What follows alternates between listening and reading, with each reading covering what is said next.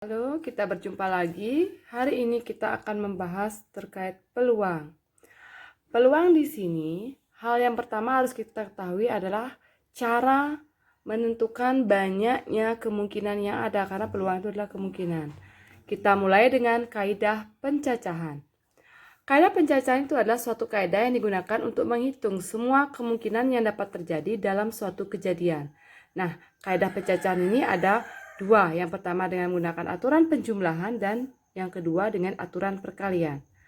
Aturan penjumlahan, kita ambil contoh, jika seseorang akan membeli sepeda motor di suatu dealer, di mana dealer itu ya memiliki 5 jenis Honda, 3 jenis Yamaha, 2 jenis Suzuki, maka kemungkinan cara kita memilih jenis sepeda motor itu adalah dengan menggabungkan masing-masing, yaitu 5 ditambah 3 ditambah 2. Berarti ada 10 jenis atau 10 cara untuk kita memilih sepeda motor tersebut. Itu dengan menggunakan aturan penjumlahan. Kalau aturan perkalian, itu ada dua. Yang pertama dengan menyebutkan kejadian satu persatu atau mendata kejadian tersebut. Yang kedua dengan menggunakan tempat yang tersedia, itu biasanya untuk nomor atau angka.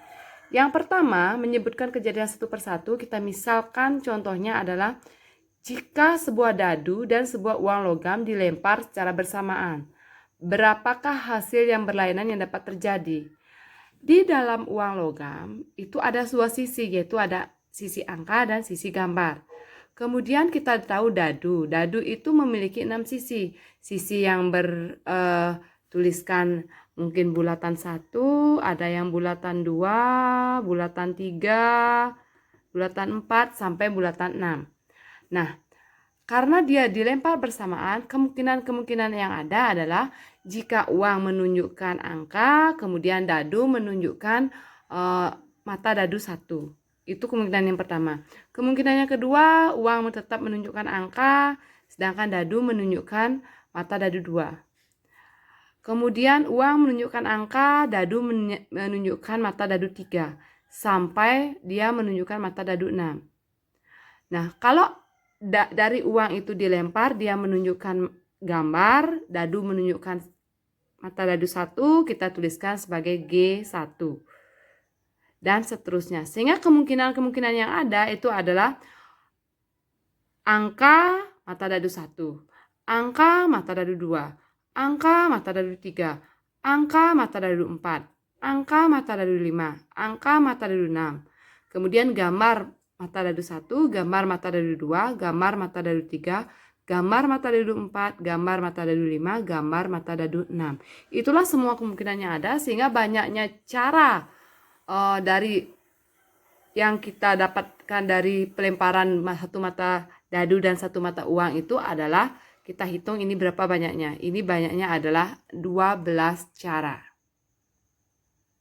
Kita lanjutkan untuk aturan tempat yang tersedia. Nah, aturan tempat tersedia ini biasanya digunakan untuk mencari kemungkinan penyusunan angka. Misalnya nomor plat kendaraan dan lain sebagainya. Kita ambil contoh. Dari angka 0, 1, 2, 3, 4, 5, 6. Nah, kita berapa ini punya? 1, 2, 3, 4, 5, 6, 7. Ada 7 angka. Akan disusun bilangan yang terdiri dari 4 angka. Berapa banyak cara yang dapat dilakukan untuk menyusun bilangan tersebut apabila angka tidak boleh berulang dan apabila angka boleh berulang? Angka tidak boleh berulang maksudnya apabila misalnya angka 1 sudah digunakan pertama, di belakangnya nggak boleh lagi angka 1. Misalnya platnya 1132 gitu misalnya. Maka ini namanya angka berulang. Nggak boleh itu terjadi.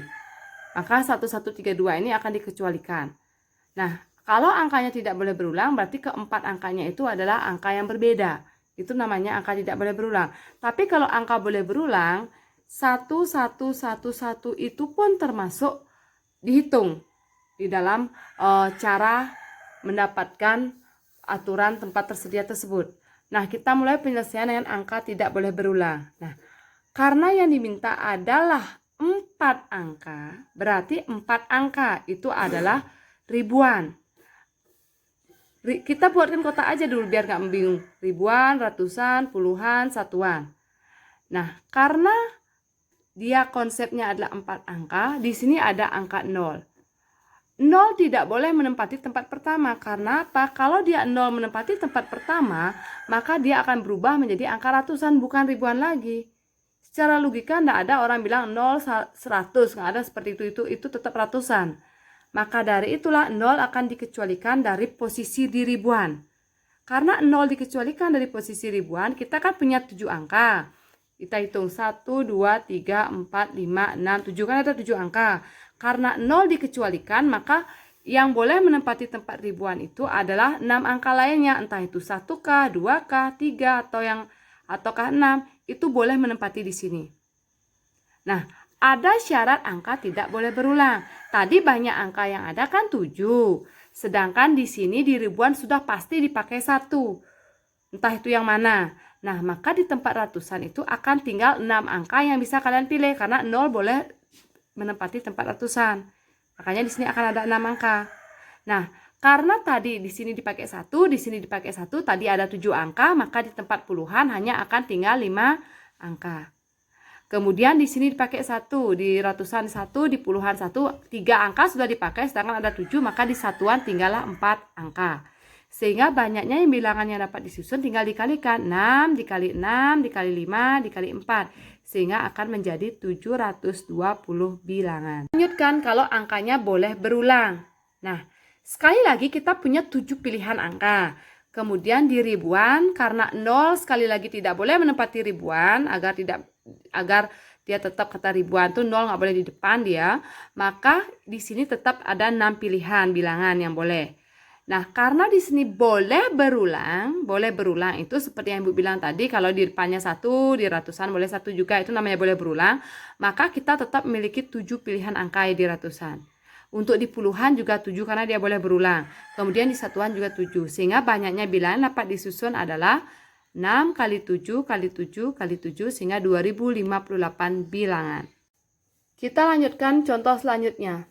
Tentukanlah banyaknya bilangan ganjil yang terdiri dari 3 angka yang dapat disusun dari angka 1, 2, 3, 4, 5 apabila angka tidak boleh berulang, yang kedua angka boleh berulang. Bilangan ganjil. Bilangan ganjil, sekarang dengarkan. Bilangan ganjil atau bilangan genap itu ditentukan oleh tempat satuannya dia. Misal 3873. Nah, asal di satuannya sudah 3, berarti dia termasuk ganjil. Artinya di satuannya itu sudah ganjil, maka dia akan termasuk bilangan ganjil. Apabila di satuannya itu bilangan genap, maka dia akan termasuk bilangan genap. Meskipun di ratusan, ribuan, atau lain sebagainya, dia adalah bilangan ganjil. Misal 3572. Nah, ini akan menjadi bilangan genap. Kalau tidak percaya, kalian boleh bagi 2, dia pasti habis. Nah, walaupun di sini tempatnya dia adalah ganjil, yang penting di satuan genap, maka dia akan menjadi bilangan genap. Apabila misalnya di ribuan, ini ribuan, ratusan, puluhan, itu genap, tapi di belakang atau di satuannya ganjil, maka dia akan menjadi bilangan ganjil. Coba aja kalian bagi 2, dia tidak akan pernah habis. Itulah konsep sebenarnya. Maka yang memegang kendali di sini adalah nilai satuannya. Nilai satuannya memegang kendali. Nah, tentukan banyaknya bilangan ganjil yang terdiri dari 3 angka yang dapat disusun dari angka ini. Kita hitung dulu berapa banyak angka yang kita punya. 1, 2, 3, 4, 5. Akan ada 5 pilihan angka. Karena di sini diminta adalah 3 angka, berarti yang kita buat adalah pola ratusan. Kita mulai dari angka yang tidak boleh berulang. Ratusan, puluhan, satuan. Sekali lagi yang memegang kendali adalah satuannya. Kita lihat sekarang. Di antara 5 pilihan ini yang mana termasuk bilangan ganjil? 1 ganjil, 3 ganjil, 5 ganjil. Berarti yang boleh menempati tempat satuan ini adalah angka 1, angka 3, angka 5, yaitu sebanyak 3 bilangan. Nah, selanjutnya untuk ratusan dan puluhan itu bebas. Karena seperti yang Ibu ceritakan tadi konsepnya seperti itu.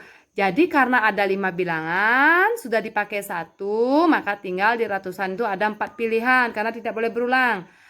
Tadi sudah dipakai 1 di satuan, sudah dipakai 1 di ratusan, maka untuk di puluhannya akan tinggal 3 pilihan bilangan. Sehingga banyaknya bilangan atau yang dapat dibuat adalah 4 dikali 3 dikali 3. Sehingga jawabannya adalah 36 bilangan. Untuk angka yang boleh berulang, prinsipnya sama seperti penjelasan sebelumnya, karena penentunya adalah di satuan ada 3 pilihan bilangan, yaitu ini bukan 3 ya, bukan angka 3, tapi pilihan bilangannya ada 3 buah, yaitu 1, 3, dan 5.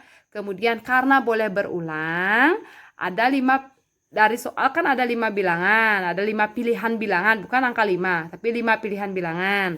Nah, karena dia boleh berulang, di ratusan boleh 5 pilihan bilangan, di puluhan 5 pilihan bilangan juga. Sehingga banyaknya bilangan yang dapat dibentuk adalah 5 dikali 5 dikali 3, sehingga sama dengan 75 bilangan. Itulah materi aturan pencacahan. Kalau belum paham, nanti bisa ditanyakan dalam pertemuan selanjutnya.